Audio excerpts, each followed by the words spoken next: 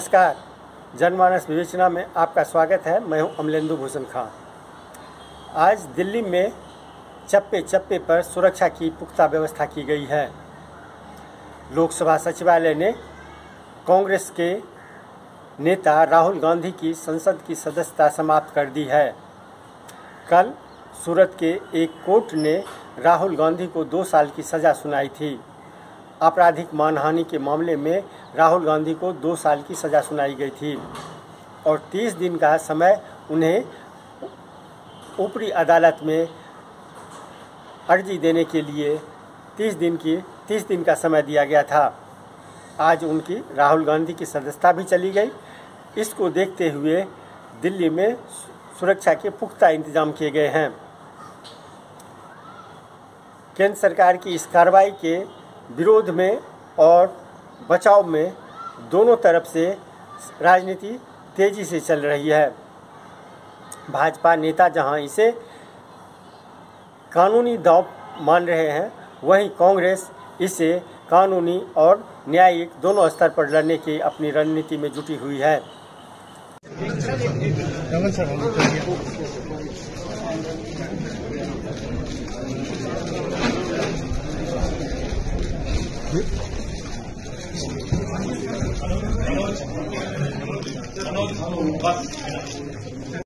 आइए सबसे पहले मैं आपको कांग्रेस दफ्तर के सामने और कांग्रेस दफ्तर के अंदर जो लोगों की भीड़ और जो ये नज़ारे दिख रहे हैं, इसको मैं दिखाता हूँ। ये ऑल इंडिया कांग्रेस कमेटी का प्रधान मुख्यालय है। आप देखिए, यहाँ पे जब से राहुल गांधी को सज़ा दी गई है, उसके बाद यहाँ कितनी भीड़ बढ़ी है। पत्रकार से लेकर के कांग्रेस कार्यकर्ता तक यहाँ पे जमावड़ा लगाए हुए हैं।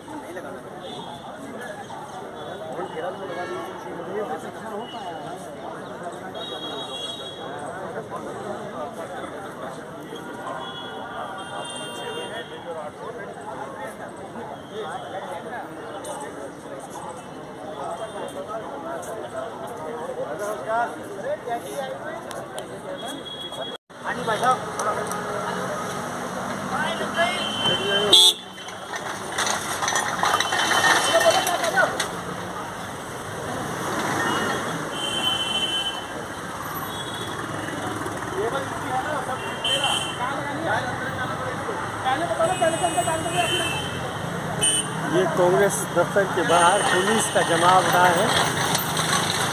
धारा 144 भी यहाँ पे लगाया गया है।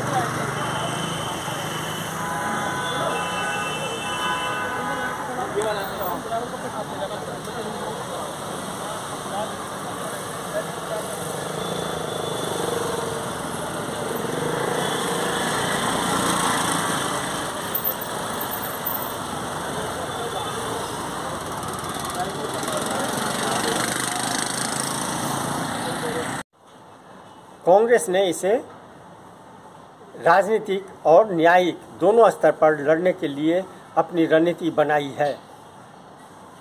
कांग्रेस लेजिस्लेटिव पार्टी के नेता और प्रदेश अध्यक्ष के साथ आज मल्लिकार्जुन खड़गे कांग्रेस अध्यक्ष की बैठक चल रही है, जिसमें इस मामले को लेकर के क्या रणनीति बनाई जाए, उस पर विचार किया जाएगा। किस तरह से इसे ज़मीनी स्तर पे चुनौती दी जा सके, इस पे मंथन चल रहा है।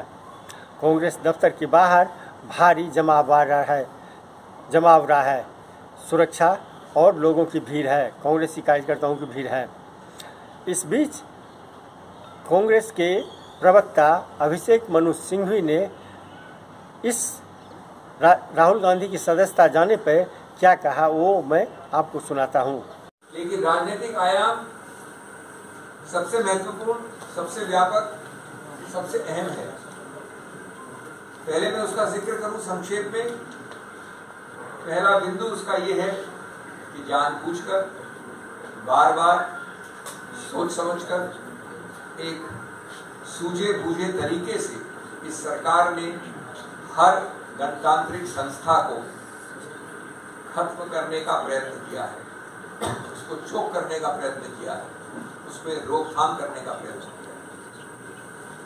सबसे बड़ी संस्था उनके मायने में जो उनके लिए बाधा है वो है स्वतंत्र, निष्पक्ष, निडर बोलना, बोलचाल, जो हमारे संविधान की एक महत्वाकांक्षा ही नहीं, एक मानव अधिकार है, मूलभूत है। इस सरकार में इस केस की बात नहीं कर रहा हूं मैं, श्री राहुल गांधी, सैकड़ों केसेस में 2014 के बाद ऐसे येन केन प्रकारेण कदम उठाए हैं जो हर नागरिक के स्वतंत्र, निडर बोलने के अधिकार क्षेत्र में बाधा डालें, बार बार। और उसके उदाहरण आप जानते हैं, बोलने की स्वतंत्रता और बोलने के बाद की स्वतंत्रता, दोनों को सीधा निचोड़ने का प्रयत्न किया है सरकार ने बार बार। श्री राहुल गांधी, हम सब जानते हैं, ने निडरता से बार बार संसद के अंदर और संसद के बाहर अपने विचार रखे हैं, जनहित में रखे हैं, जनता के सामने रखे हैं, जनता के लिए रखे हैं। उन्होंने सामाजिक, आर्थिक, राजनीतिक, विदेश नीति इत्यादि इत्यादि सब मुद्दों पे पूरा बोला है, बिना झिझक के बोला है। और वो आज उसकी कीमत चुका रहे हैं, क्योंकि उनके सवाल, उनके वक्तव्य अच्छे नहीं लगते उन लोगों को जिन्होंने वो गलतियां की हैं, इसके बारे में विवरण करते हैं श्री राहुल गांधी। कभी डिमोनेटाइजेशन ले लें, कभी चीन को क्लीन चिट का मामला ले लें, कभी जीएसटी ले लें, ये सब मुद्दे वो हैं और उनके अलावा और भी हैं जो इस सरकार को, जिनसे भिन्न है और जो उठाते हैं उनको दंडित करना उनका अनिवार्य रूल है। राहुल गांधी विदेश जाते हैं तो बोल नहीं सकते, एक झूठे आडंबरी राष्ट्रवाद के आधार पर उनकी आवाज को रोका जाता है, एक अजीबोगरीब बनाई हुई बनावटी राष्ट्रवाद का बहाना लेकर उन पे आरोप लगाए जाते हैं। बाहर गए उसके आधार पे जब वापस आते हैं तो कहते हैं कि आप यहां नहीं बोल सकते जब तक कि आप माफी नहीं मांगे। यहां आते हैं और उस दिन बोलते हैं संसद में, जब माननीय प्रधानमंत्री बोल रहे थे तो सरकार पूछती है आपकी हिम्मत कैसे हुई सब बोलने की, सत्य बोलने की, साफ बोलने की, निडरता से बोलने की। हम आपको प्रिविलेज कमेटी भेजते हैं। और सबसे अजीबोगरीब जो मैं समझता हूं, किसी गणतांत्रिक, संसदीय गणतांत्रिक, लोकतांत्रिक देश में नहीं देखा गया, जब वो आके बोलते हैं तो सरकार खुद अवरुद्ध करती है संसद को, सरकार खुद करती है इस आधार पे कि पहले आप माफी मांगिए। ये कौन सी संसदीय प्रणाली के अंतर्गत है? पहले आप माफी मांगिए, नहीं तो हम अवरुद्ध करेंगे, नहीं तो संसद चलेगी नहीं। तो ये इसी प्रक्रिया का एक और उदाहरण है, जहां मुंह खोले झूठे बेईमानी केसेस दायर करिए, डराइए, धमकाइए और हम आश्वस्त हैं कानूनी प्रक्रिया में कि हम जीतेंगे, स्टे ऑफ कन्विक्शन हमें मिलेगा। लेकिन जहां तक सरकार का सवाल है, उन्होंने ये सब प्रयत्न किए हैं, बार बार किए। जहां तक कानूनी पक्ष है, मैं बड़े संक्षिप्त रूप में आपको बता दूं, कल बताया था मैंने, थोड़ा उसको और विस्तार से बता दूं, लेकिन संक्षिप्त रूप से, कि कर्नाटक में हुई, 2019 में हुई, उसकी कंप्लेंट कहां दर्ज की गई? सूरत, गुजरात में, एक दो जगह और भी की गई, बिहार में, रांची में। तो जब ऐसा होता है कि वारदात, फौजदारी वारदात कहीं हुई हो अमुक जगह और फौजदारी वारदात की कंप्लेंट किसी दूसरे प्रदेश में हो, तो कानून विधायिका ने बहुत पहले एक संशोधन द्वारा एक नया प्रावधान बनाया था, कई वर्ष हो गए, जो बाध्य है, जो स्पष्ट है कि जब ऐसा हो तो आपको एक 202 कहते हैं, उसके अंतर्गत एक निरीक्षण परीक्षण करना पड़ेगा, इंक्वायरी करनी पड़ेगी, या तो मजिस्ट्रेट खुद करे या पुलिस द्वारा करे कि क्या उस मजिस्ट्रेट का अधिकार क्षेत्र बनता है। जब तक वो मजिस्ट्रेट ये शुरुआत में नहीं करता है इंक्वायरी, तब तक वो कंप्लेंट से आगे नहीं बढ़ सकता। रोचक बात ये है कि ये मुद्दा स्पष्ट रूप से इस श्री राहुल गांधी केस में दिखाया गया, जजमेंट में लिखा है, लेकिन निर्णय कहीं नहीं है। ये इंक्वायरी कहीं नहीं हुई गुजरात मजिस्ट्रेट द्वारा, यद्यपि ये मामला आया है कोलार कर्नाटक से। ये एक उदाहरण है कई और अहम मुद्दों का के साथ। एक दूसरा उदाहरण, और आप अपनी आप कंक्लूजन लगा सकते हैं, तो मैं आपको 3 तारीखें देना चाहता हूँ। एक विचित्र बात हुई, जो याचक है, इस पे कंप्लेनेंट है, वो अप्रैल में 2019 में कंप्लेंट फाइल करता है। 2021 जून में श्री राहुल गांधी उस मैजिस्ट्रेट के सामने पेश होते हैं जो सूरत का मैजिस्ट्रेट था, उस वक्त एक मिस्टर दवे थे। 1 साल तक रुकने के बाद याचक वापस एक अर्जी देता है कि श्री राहुल गांधी वापस पेश हो। जब मार्च 2022 यानी पिछले वर्ष वो दूसरी याचिका बार बार उनको बुलाकर तंग करने की प्रक्रिया में मैजिस्ट्रेट को खारिज कर देता है, तो याचक कंप्लेनेंट हाईकोर्ट जाता है और अपनी कंप्लेंट का खुद एक स्टे ले लेता है। अपनी कंप्लेंट का खुद स्टे कि ये आगे नहीं चलेगी। 1 साल तक वो पड़ी हुई है, 11 महीने से उसका कुछ नहीं करता है, सब कुछ ठीक है। उसके लिए अचानक वो वापस जाके फरवरी इस वर्ष फरवरी में, यानी पिछले महीने, हाईकोर्ट को कहता है कि साहब अब काफी एविडेंस आ गई है, अब मैं अपनी खुद का स्टे को वापस लेना चाहता हूँ, स्टे को आप निरस्त कर दीजिए, स्टे को स्टे कर दीजिए, स्टे को हटा दीजिए। हाईकोर्ट करता है और वापस जाके मैजिस्ट्रेट जो अभी तक बदल गया है, एक नया निर्णय आ जाता है जो अभी कल आया।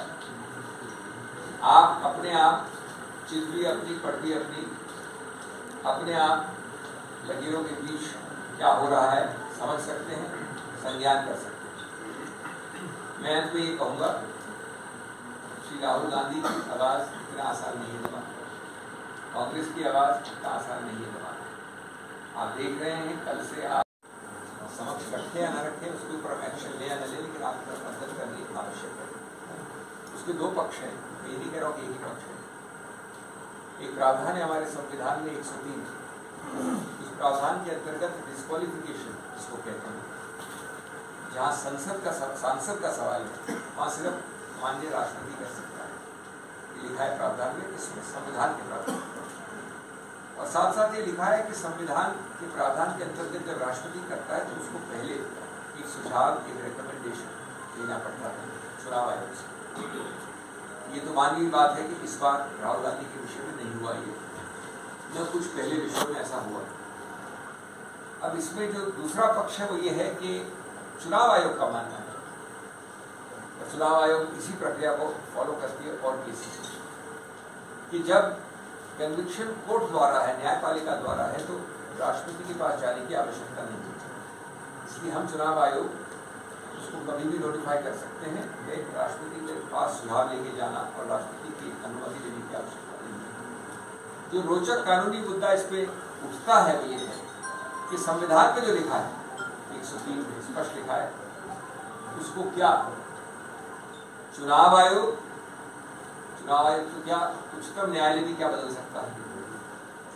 सिर्फ इस आधार पे एक केस था लोक प्रहरी का, उस केस में चुनाव आयोग ने स्टैंड अपना रखा था उच्चतम न्यायालय।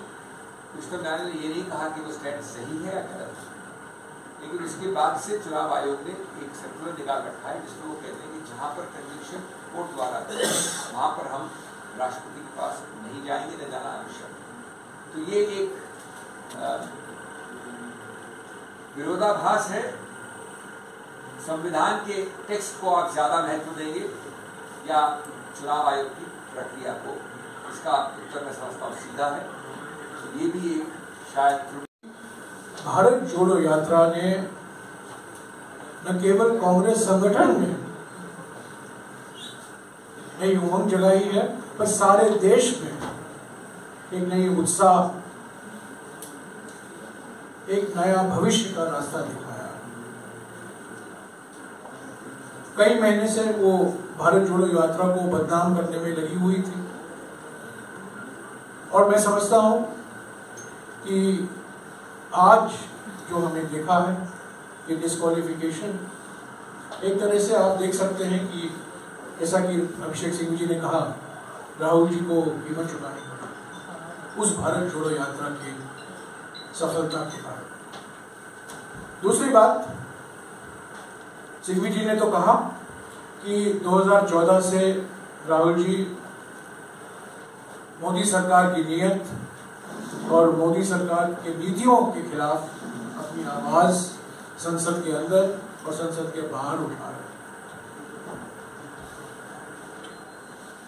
ये नोटबंदी के बारे में इन्होंने जिक्र किया, जीएसटी के बारे में इन्होंने जिक्र किया, चीन को जो जून 2020 में प्रधानमंत्री ने क्लीन चिट दिया उसका भी सिंघवी जी ने जिक्र किया।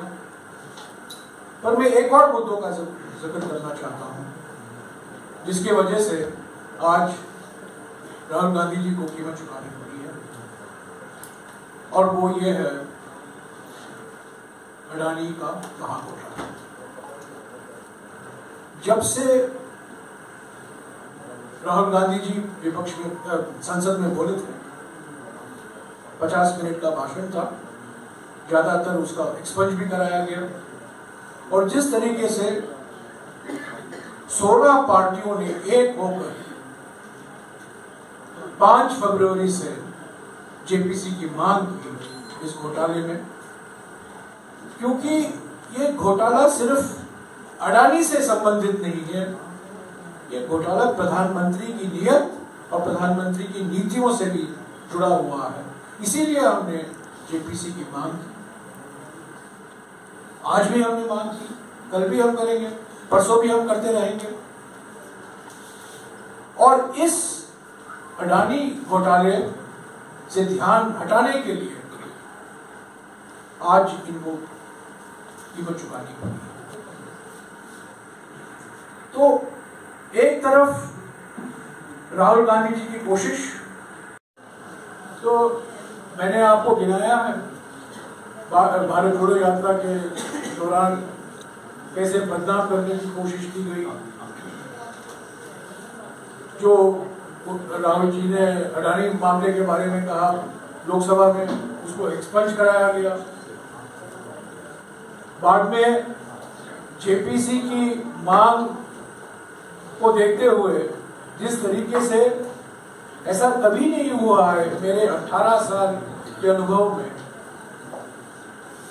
ऐसा कभी नहीं हुआ है जहां सरकार की ओर से हाउस एडजर्न हो रहा है, सत्ता दल के एमपी चिल्ला रहे हैं, नारेबाजी कर रहे हैं, और उनके नेता उनको भड़का रहे हैं, चिल्लाओ और चिल्लाओ।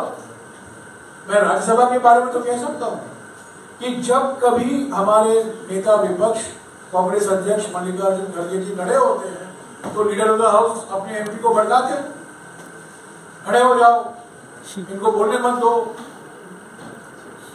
और जैसा कि मैंने आपको कहा, 3 बार राहुल जी ने स्पीकर से गुजारिश की है, मुझे मौका दीजिए। आज जिस तरह की कन्विक्शन राहुल गांधी जी की हुई है, आज उनको पार्लियामेंट से डिस्क्वालीफाई कर दिया गया है। अगर राहुल गांधी जी के साथ ये हो सकता है तो देश के आवाम जो नॉर्मल आदमी है, क्या वो इस सत्ता के खिलाफ कुछ बोल सकते हैं? क्या वो भाजपा के खिलाफ कुछ बोल सकते हैं? क्या वो भ्रष्टाचार के खिलाफ बोल सकते हैं? अगर आज विपक्ष के एक लीडर को इस तरह से डिस्क्वालीफाई कर दिया जाता है सदन से, जिसका कोई औचित्य नहीं बनता है, तो ये एक लोकतंत्र में बहुत बड़ा धब्बा है, और ये आने वाली कल की जो पक्ष और विपक्ष की परंपरा है उसके लिए बहुत ज्यादा खतरनाक साबित होगा। ये आज सत्ताधारियों को भी 20 बारी सोचना चाहिए था, जो उन्होंने नहीं सोचा। हम डरने वालों में से नहीं है, राहुल गांधी जी डरने वालों में से नहीं है। हम लगातार जेपीसी की मांग और अडानी घोटाले की जांच की मांग करते रहेंगे, और अब इस मुद्दे को हम देश के हर कोने तक पहुंचाने का काम करेंगे। It's a shocking decision by the Speaker, and it has the influence of the Prime Minister Narendra Modi. It is all well known that on the day of February 11th, when Rahul ji spoke again in the Parliament about Adani scam, that day itself this company government has decided to stop him from entering into Parliament. It's a conspiracy hatched by Narendra Modi and Gautam Adani to stop Mr. Rahul Gandhi to again speak in Parliament.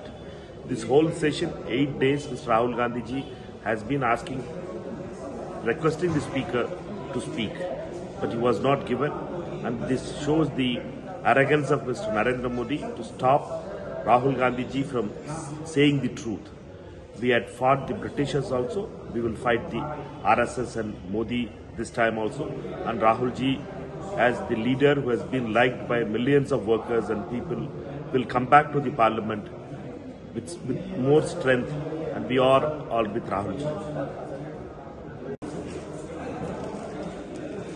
जैसे कि उम्मीद थी नरेंद्र मोदी जी से, अमित शाह जी से और संपूर्ण Bharatiya Janata party से कि वे राहुल गांधी जी को संसद में अपनी बात कहने का मौका नहीं देंगे। संसद नहीं चलने दी। उन्होंने जितनी बातें हिंडनबर्ग रिपोर्ट और मोदी अडानी जी के संबंधों के बारे में कही थी, पूरे संसद की कार्रवाई से उन्हें हटा दिया गया। क्यों हटा दिया गया? किस बात का डर है? मोदी जी क्यों डरते हैं? मोदी जी की जुबान से आज तक इस विषय पर एक शब्द नहीं निकला। संसद में चर्चा नहीं करने दे रहे हैं, चर्चा नहीं होने दे रहे हैं। आखिर कब तक रोकिएगा? आप संसद में नहीं बोलने देंगे ना, मत बोलने दीजिए। जनता से बीच में जाने से रोकेंगे, वहां भी हम पर केस लगाएंगे, वहां पर भी हम पर झूठे प्रकरण बनाएंगे। बनाइए। कांग्रेस का एक एक कार्यकर्ता घर घर जाएगा और अपनी बात दृढ़ता से जनता तक पहुंचाएंगे। जितना हम पर मुकदमे बनाने हैं बना लो, लेकिन Today's decision is the final nail in Indian democracy hammered by the BJP RSS under Prime Minister Modi. Rahul Gandhi has been targeted ever since he has made his speech against the Prime Minister Modi, exposing his links with Mr. Gautam Adani. This is nothing but an outcome of that. But if the BJP think that this will make Rahul Gandhi weaker, they are wrong. Rahul Gandhi will only emerge stronger. He is a leader who walked from Kanyakumari to Kashmir, unifying India, rallying India behind the Indian flag, and therefore I am confident that Rahul Gandhi will come out only stronger from this, and the Congress party is ready to take the battle to every street, to every nook and corner, because we will not allow democracy to be ended the way the Prime Minister Modi is intending to do. We will fight and we will overcome. But in India, those who are running the government and the party, they do not believe in the principle of democracy. Rather, they are the worshipper of autocracy, and they are absolutely autocrats. Now we are under the regime of autocrat. This has been clearly, without any compunction, without mincing any word, I must say that this government is nothing but a autocratic government. But again, I must reassert on behalf of my party that Rahul ji is such a leader who cannot be cowed down by those coward people. They are coward, they are timid, they do not know how to face Rahul Gandhi. That is why they thought it prudent to throttle him, to subjugate him by any way whatsoever. That is why he has been disqualified. In the near future, he will be facing more punishment from this government. But Rahul Gandhi ji is an intrepid political personality who believes in the politics of people, who believes in the politics of democracy, who believes in the politics of people's power. So Rahul Gandhi cannot be cowed down by this government. अब ये मामला काफ़ी स्तर पे, बहुत बृहद स्तर पे बढ़ गया है। कांग्रेस पार्टी के लिए अब ये जीने और मरने जैसा हो गया है। अगर इस मामले में कांग्रेस शिथिलता बरतती है तो कांग्रेस समाप्त हो जाएगी, राहुल गांधी भी समाप्त हो जाएंगे और कांग्रेस भी समाप्त हो जाएगी। और अगर इस मामले को लेकर के कांग्रेस जनता के बीच तक सही आवाज़ पहुंचाने में सफल हो जाती है तो सत्ता परिवर्तन का दौर माना जा सकता है। लेकिन अगर कांग्रेस हार जाती है तो फिर बीजेपी का परचम अगले चुनाव में बहुत बृहद स्तर पे आपको देखने का मिलेगा।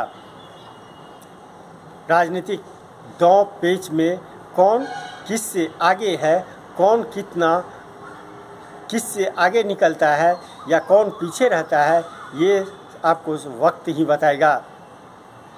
लेकिन फिलहाल जो बातें सामने आ रही है वो कांग्रेस में काफ़ी इस बात को लेकर के उत्साह दिखाई पड़ रहा है। कांग्रेस इस लड़ाई को ज़मीनी स्तर पर गांव-गांव तक ले जाने के लिए अपनी रणनीति बना रही है। फिलहाल आज के लिए बस इतना ही। हमें दीजिए आज्ञा। नमस्कार। आप मेरे चैनल को ज़रूर लाइक करें, सब्सक्राइब करें और हमें